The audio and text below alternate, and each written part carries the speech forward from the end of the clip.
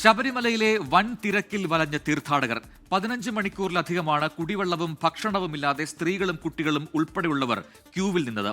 തിരക്ക് നിയന്ത്രിക്കാൻ സ്പോട്ട് ബുക്കിംഗിന് നാളെ മുതൽ നിയന്ത്രണം ഏർപ്പെടുത്തുമെന്ന് തിരുവിതാംകൂർ ദേവസ്വം ബോർഡ് അറിയിച്ചു. നിലയ്ക്കൽ നിന്ന് പമ്പയിലേക്ക് സ്വകാര്യ വാഹനങ്ങൾക്ക് നിയന്ത്രണം ഏർപ്പെടുത്തി. ആവശ്യത്തിന് പോലീസ് ഉദ്യോഗസ്ഥർ ശബരിമലയിൽ ഉണ്ടെന്ന് DGP റവാഡ ചന്ദ്രശേഖർ വ്യക്തമാക്കി. മണ്ഡലകാലത്ത് ദർശനത്തിന് പ്രതിദിനം ഹൈക്കോടതി അനുവദിച്ചത് 90,000 തീർത്ഥാടകരെ. ഇന്നലെയും ഇന്നുമായി സന്നിധാനത്തെത്തിയത് 2.5 ലക്ഷത്തിലേറെ പേർ. ഇതോടെ നിയന്ത്രണങ്ങൾ പാളി. ഒരു പോലീസുകാർ കൺട്രോൾ ചെയ്യാനില്ല. ഞങ്ങൾ ഭയങ്കര ഇതിലാണ് നിൽക്കുന്നത്.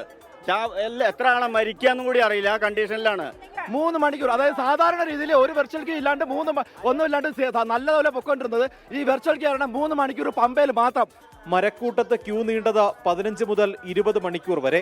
വെള്ളവും ഭക്ഷണവുമില്ലാതെ സ്ത്രീകളും കുട്ടികളും അടക്കമുള്ളവർ വലഞ്ഞു. 11 മണിക്ക് ഞങ്ങൾ കയറിയതാണ്.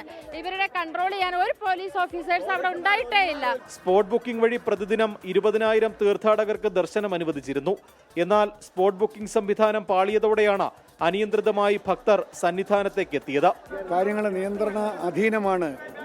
അനിയന്ത്രിതമാണെന്നോ അല്ലെങ്കിൽ ആശങ്കാജനകമാണോ എന്നും പറയത്തക്ക സാഹചര്യമില്ല. തിരക്ക് നിയന്ത്രണ വിധേയമെന്ന ADGP S. ശ്രീജിത്ത്. കുറച്ചും കൂടെ ക്രമമായിട്ട് ആൾക്കാർ വന്നിരുന്നെങ്കിൽ ഞങ്ങൾക്ക് കുറച്ചുകൂടെ സൗകര്യമായിരുന്നു. നമ്മൾ ബുക്കിംഗ് പറഞ്ഞിട്ടുള്ള സ്ലോട്ട്സ് മാത്രം അതിനേക്കാളൊക്കെ കൂടുതൽ ആൾക്കാർ വന്നിട്ട്, അപ്പോൾ അതുകൊണ്ട് നമ്മളിപ്പോൾ സ്പോട്ട് ബുക്കിംഗ് ഇപ്പോൾ തൽക്കാലം നിർത്തിവെക്കേണ്ടി വന്നിരിക്കുകയാണ്. ആഗോള അയ്യപ്പ സംഗമത്തിലെ ക്രൗഡ് മാനേജ്മെന്റ് ചർച്ചകളൊന്നും മണ്ഡലകാലത്ത് ഫലം കണ്ടില്ല. തിരക്ക് നിയന്ത്രിക്കാനാകാതെ പോലീസും ദേവസ്വം ബോർഡ് ജീവനക്കാരും വലഞ്ഞു. മുന്നൊരുക്കങ്ങൾ ഉണ്ടായിട്ടില്ലെന്ന് ദേവസ്വം ബോർഡ് പ്രസിഡന്റ് തന്നെ സമ്മതിക്കുകയും ചെയ്യുന്നു. സ്പോട്ട് ബുക്കിംഗ് നിയന്ത്രിച്ചതുകൊണ്ട് തിരക്കിന് പരിഹാരമാകുമോ എന്ന് കണ്ടുതന്നെ അറിയണം. ശബരിമല സന്നിധാനത്ത് നിന്ന് MG പ്രതീഷ്, 24.